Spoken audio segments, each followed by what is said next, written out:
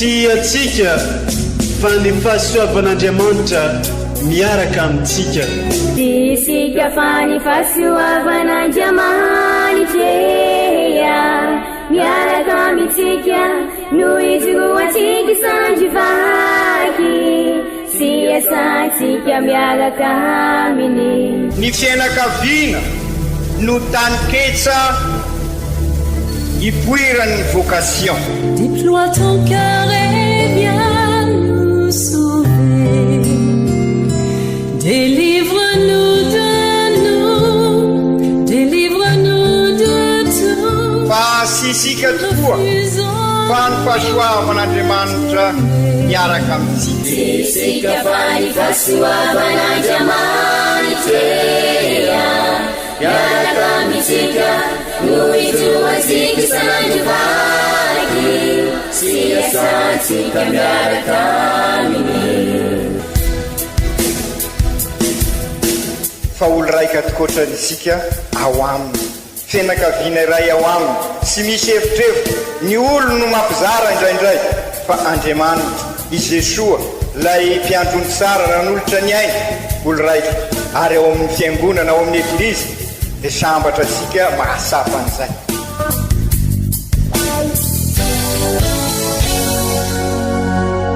Olo araiky atsika atambatry ny fanahy masina kamiray, olo araiky ao amin'ny Kristy. Fandaram-pampianarana iaranao amin'ny son excellence Monseigneur Benjamin Marc Caramarson eto amin'ny radio Fania.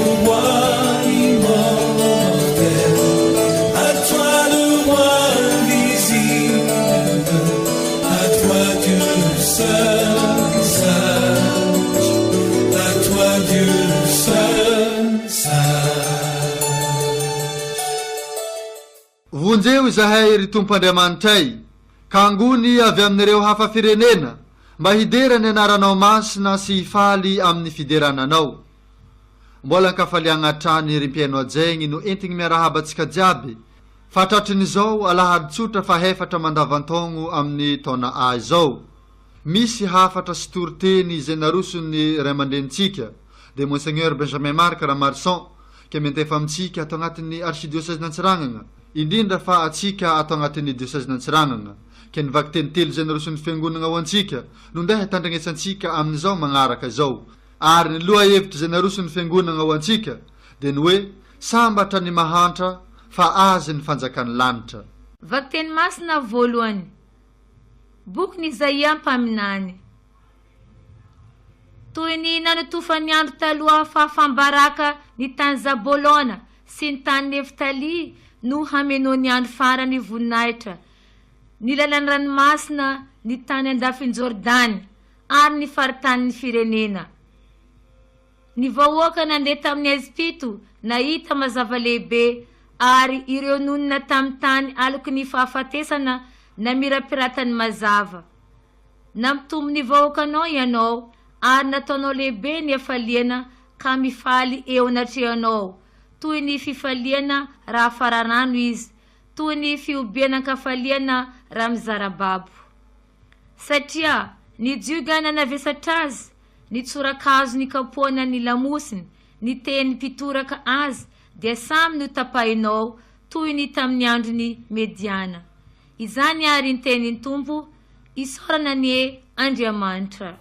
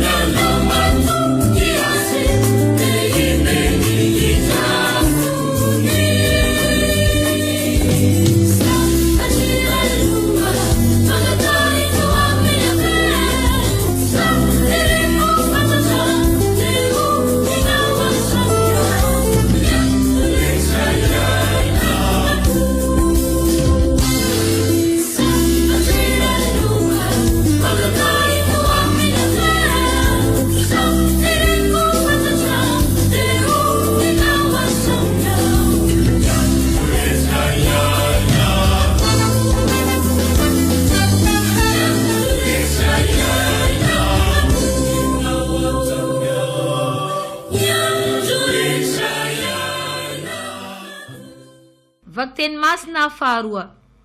Taratasy voalohany masinda Paoly apôstôly ho an'ny kristianina tany Korinty. Ry kristianina havana, mianta aminareo amin'ny anaran'i Jesosy Kristy tompontsika aho, mba hiray teny daholo ianareo ka tsy hisy fisarana eo aminareo, fa ho tafakambana tsara amin'ny firesan-tsaina sy hevitra avokoa ianareo. Reko tamindry Kloe anieny aminareo fa hoe misy fifandirana ao aminareo, izany hoe ny sasany aminareo manao hoe izaho an'ny Paoly, ny sasany kosa manao hoe izaho an'ny Apôlô na izaho an'ny Sefasy. Voazarazara vai Kristy? Ary Paoly va no voafantsika tamin'ny azy fijaliana ho anareo? Sa tamin'ny anaran'ny Paoly no natao batemy ianareo? Tsy ny batemy no nanirany Kristy ahy, fa ny toriny evanjely. Tsy tamin'ny lahateny kanto anefa fandrao foanany izany ny azy fijalian'i Kristy. Izany ary ny tenin'ny Tompo, isaorana ny Andriamanitra. Halleluja, halleluja, halleluja, oh. Halleluja, halleluja, halleluja, oh. Halleluja, halleluja, halleluja, oh. Halleluja.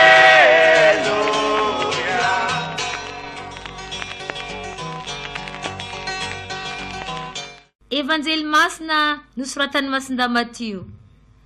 Tamin'izany andro izany, noho ny reny Jesosy fa natao an-tranomaizina ijoany, dia lasa izy nankany Galilea, ka noho ny niala tao Nazareta, dia tonga tao Kafarnaoma, tanàna amoron-dranomasina ao amin'ny sisin-tanin'ny Zabolona sy Neftali, ka noho ny natao mba ho tanteraka ny teny nolazainy Isaia ampaminany hoe: ny tanin'ny Zabolona sy ny tany Neftali, ny lalana ao amoron-dranomasina anandafiny Jordany, i Galilean'ny Jentily, ny olona izay nitoetra tao amin'ny maizina dia nahita fahazavana lehibe.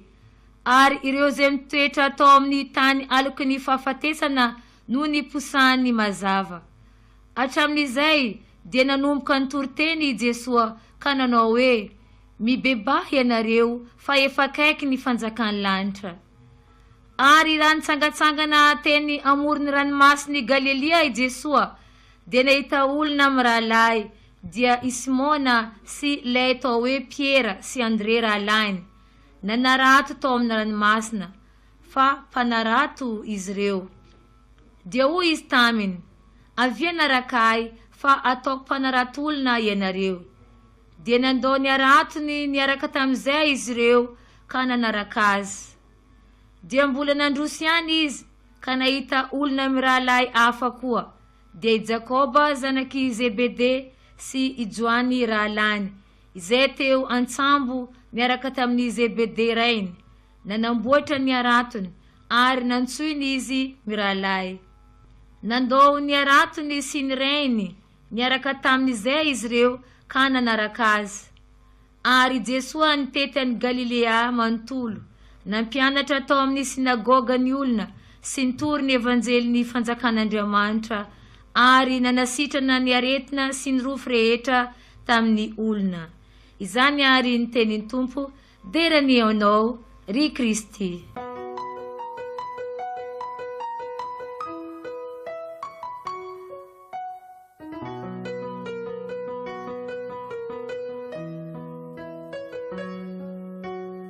Ry kristianina havana, nambarasika ary tamin'ny alahady lasa teo amin'izao mandavataona izao, fa taona ha isika, taona liturgika ka i masinda Matio no alalintsika bebe koa amin'izao taona ha izao, ka manomboka anio ary dia i Matio araky ny tantara oentiny masinda Matio.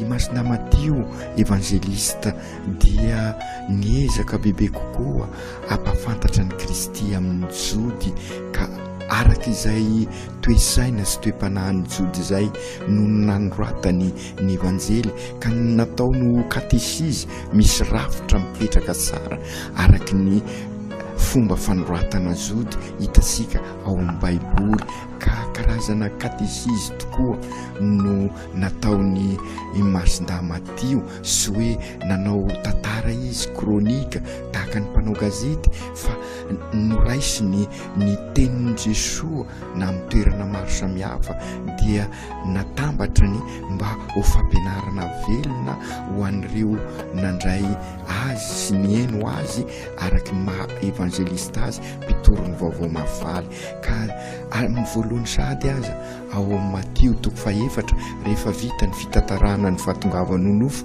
ka manomboka ny fitoriana i Jesoa dia ambarany Matio marina ho an'ny jody ny famonjena fa i Jesoa Kristy dia tahaka ny masoandro be lohataona fa ka sy mifidy olona soavana.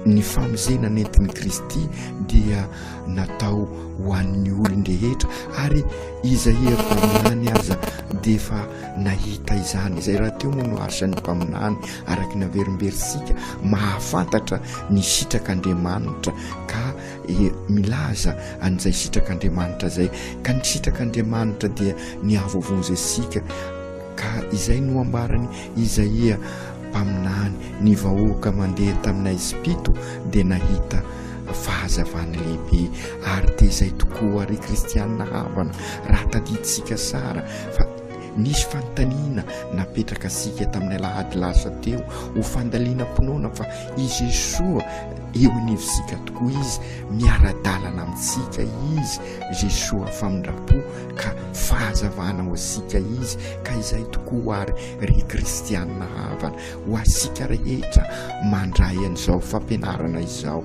fantaro ary fa anilo asika i Jesoa maro ny zavatra mandrakotra ny fiainansika mandrakotra ny fosika mandrakotra ny fiainansika akombore amina zavatra maro ny fiainansika ka izay indrindra ny ampindian'i Jesoa anilo asika izy isika zay mandeha amin'ny Espito zany hoe tena miketroka misy ny aizina dia hosilovin' Jesoa isika fa izao anefa aoka isika ahay andray azy satria na dia natao ho an'ny zody aza ny famonjena ho isika hoy Masinda Paoly dia fantaro araky nilazaisika teo nataony be sy ny maro ho an'izay mandray azy ka izay indrindra nandray azy ny gentile nandray an'i Jesoa koa ny gentile ka intsika ao amin'ny evanjely ny tantaran'izay araky ny anlazainy Masinda Matio araky ny ensika eo amin'ny evanjely io fa nakany Galilea izy niala tao Nazareta dia tonga tao Kafarnaoma io dia akombre misy tena ao karazana bazary lehibe ary azo lazaina aza fa io no atao hoe mondialisation tamin'izany fotoana zany araky ny hitasika amin'izao fanatotoloana be i Kafarnaoma ka ny fangaro tao ka tao indrindra nefa no nisy ny ansony i Jesoa an'ireo mpianany ny ansony any Ary Piera rehefa nandeha ny ampita teny amorony ranomasiny Galilea izy ary dia mianso asika ihany koa mba ho mpanarahatolona ao anatin'izay Kafarnaoma marobe izay natao ho an'ny rehetra tokoa ny vaovao mafaly ary isoran'Andriamanitra fa tonga amintsika tizy fa ny zavatra tadiavina ary izay ny fototra ny rehetrarehetra ahatonga ny Jesoa fahazavana hoe ho anivosika ary hitondra ny fahasoavana ho ansika dia simina izany fa lainy lazain'i Jesoa mibebay ianareo fifakaiky ny fanjakan'Andriamanitra ny fahazavana zany ka ny anjara asika ary ry kristianina havana fandrindra amin'izao fanombohan'ny taona fandrindra amin'izao fanombohan'ny fandaliana mpinoana ho asika izao mba handresasika ny Jesoa ka iredrehitra ny fosika dia sy maintsy mibebaka isika zany hoe miala amin'izay rehetra accombrement maro be amin'ny fiainantsika, miala amin'ireo zavatra mandrakotra ny fiainantsika, ary de maro izy ireo satria karaha bazary, karaha sena ny fosika feno raha fangaroaro, ary indrisy aza zavatra rasy no mifangaroaro be de be amin'ny fosika, ka aokary ibebaka isika satria efa eo anivosika tokoa i Jesosy, ary rehefa mibebaka isika dia anaraka azy.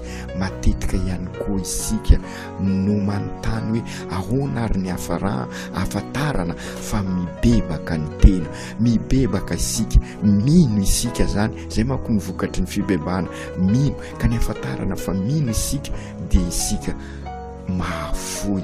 Enosika teo ireo apôstôly nansoiny Jesosy, navelany ny arato dia nanaraka ny Jesosy izy ireo, ary izay tokoa ry kristianina havana no ahafantarana fa ao amposika Jesosy, ary efa lasa ireo accombrement maro be raha isika mahafoy, nahafoy masiny Maria.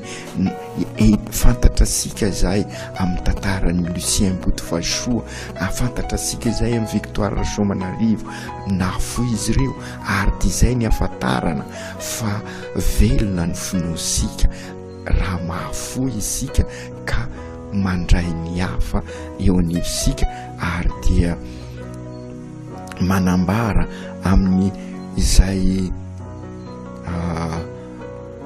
fiainasika zay fa eo anivosika tokoa i Jesosy. Zavatra faharoa afantarana fa mibebaka koa isika, ary indrindraindrindra vokatry ny fahafoizana izay ihany koa, ary velona ny finosika raha araky ny voalazany Masinday Paoly amin'ny vakiteny voalohany ao anatin'ny fiombonana tanteraka isika, zany hoe sisy ny fizarazarana sy ny fisitokotokona.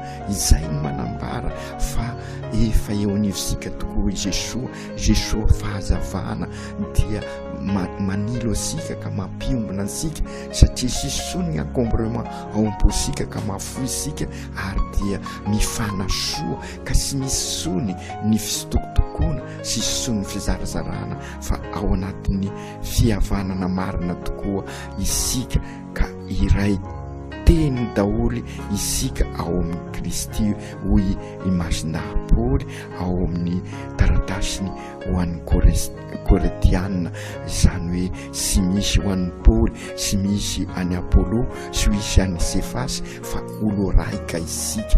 Ary zay koa ny manambara fa velona isika, olo raika, eglizy fiangonana, eglizy isika amin'izay fiangonana miombona, eglizy fiombonana. Ao io fiombonana io ihany koa no mahatonga manambara fa velona eo anivosika i Kristy, ary zay ndikany communion raisika, communion vatan'ny Kristy, tisika ziaby, ny eglizy ziaby dia sisy ny fisarazarana, sisy ny ekipan'izao na ekipan'izao, fa ola raika ao amin'ny Kristy isika. Ary dia zay no angatasika amin'izao vavaka zay angatasika ho an'ny firaisany eglizy izao, mba sy hoisony ny ankolafiny fa ola raika isika, sy hoe ny finoana sy mampiombona, sy firaisam-pinoana, ny finoana efa Kristy, ny batemy efa iray, fa noho ny amposika, noho ny accombrement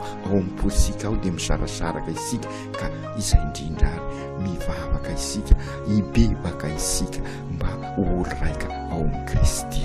Ry Jesosy Kristy zokinay io ambaranao ary aminay fa natao ho an'ny olon-drehetra ianao, sy mividy tavan'olona ianao, ansoavinao zay rehetra, ary indrisy nefa mbola mandeha amin'ny azipito zahay, manao ny saim-pantatray zahay, ka zay no mahatonga anay misara-bazana, misy ankolafin'olona, ka tonga renao manilo anay. Engany izahay ibebaka tokoa, ka raha mibebaka izahay dia afoy, ary iezaka iombona, ary ampanjaka ny fihavananao eo anivonay, ka amin'izay anjaka ny fiadanana ary dianao tokoa no anjaka ombonay aoko tanteraka izany amin'ny anarany ray sy ny zanaka sy ny fanahy masina amen.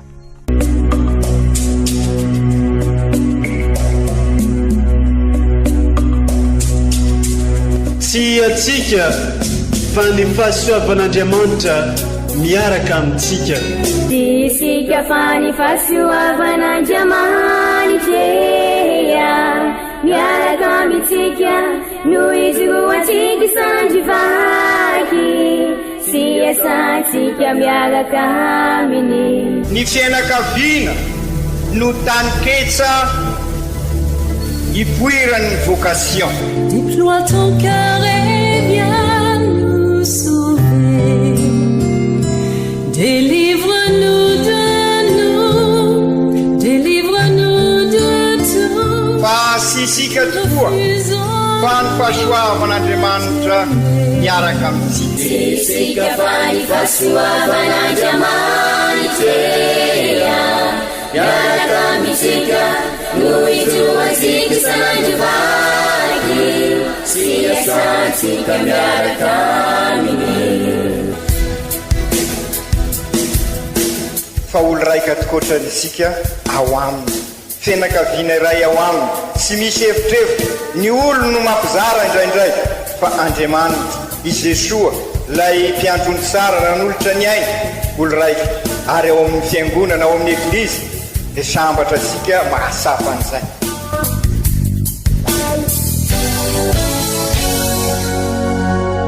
Olo araiky atsika atambatry ny fanahy masina kamiray, olo araiky ao amin'ny Kristy. Fandaram-pampianarana iarahanao amin'ny son excellence Monseigneur Benjamin Marc Caramarson eto amin'ny radio Fania.